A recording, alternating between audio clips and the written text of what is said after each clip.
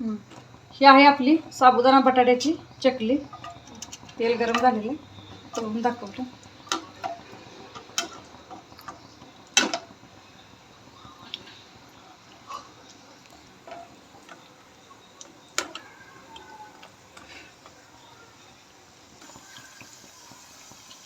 पाहू शकता जास्त फुललेली आहे अशी.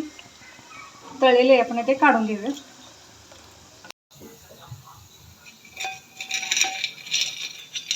किती खमंग खुसखुशीत झालेली आहे. एक मी चकली तुम्हाला तोडून दाखवते.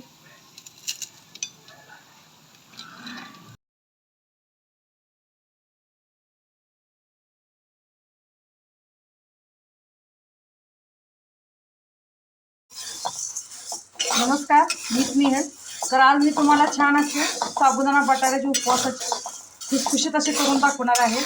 तर प्रमाण सांगते, 1 किलो बटाट्यासाठी आपल्याला 300 ग्रॅम साबुदाणा घालायचा आहे. तर मी 5 किलो बटाटे घेतलेले आहेत, त्याच्यासाठी 1.5 किलो साबुदाणा घेतला आहे.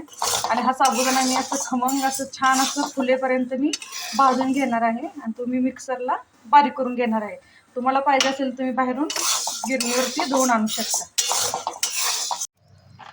बटाटा छान असं उकडलेला आहे, तर काय करायचं आपल्याला खिसणीने असं बटाटा खिसून घ्यायचं. बटाटा असा खिसून घेतला आहे.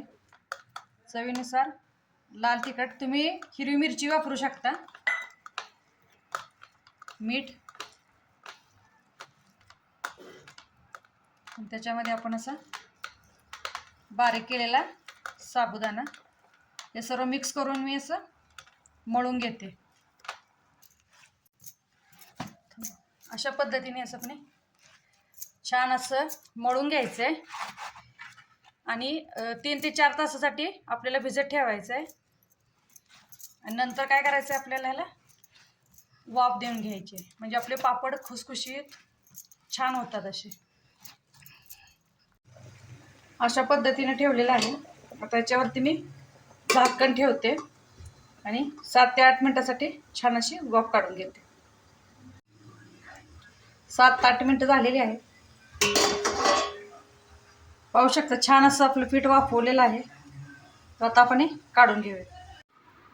चकलीचे पीठ आपण छान असं मोदक पात्रामध्ये पाहू शकता किती चकली छान आलेली आहे. चला, अशा पद्धतीने मी सर्व चकल्या करून घेते. ह्या आहेत आपल्या साबुदाणा बटाट्याच्या चकल्या. कलरही खूप छान आलेला आहे, पाहू शकता. हा व्हिडिओ आवडला असेल, ही रेसिपी आवडली असेल तर स्नेहल काळभोर किचनला लाईक करा आणि जाता जाता सबस्क्राईब करा. थँक्यू.